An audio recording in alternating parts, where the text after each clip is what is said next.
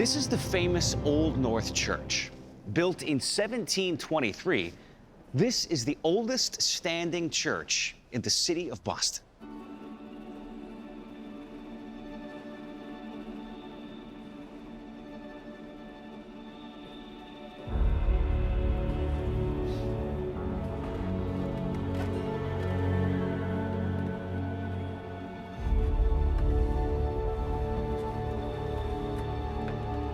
I'm here in the bell-ringing chamber of the Old North Church, the site where, at 15 years old, Paul Revere himself was a bell ringer.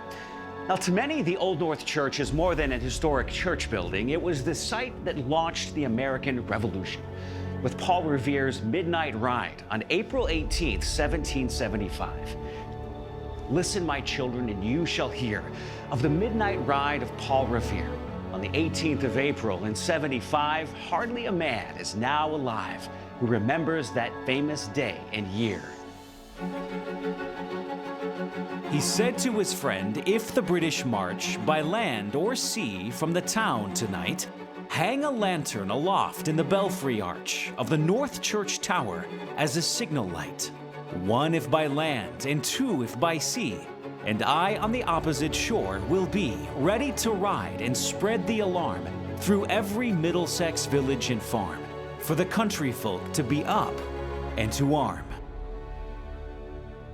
On that evening in 1775, Paul Revere was given the task of riding to Lexington, Massachusetts with the news that British troops were about to march into the countryside northwest of Boston.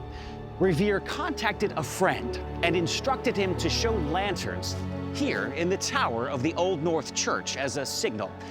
2 lanterns meant that the British troops planned to row by sea across the Charles River to Cambridge, rather than march by land out the neck of Boston. Revere went to Charlestown across the river and informed the Sons of Liberty. He made sure they could see the lanterns as signals in the North Church Tower.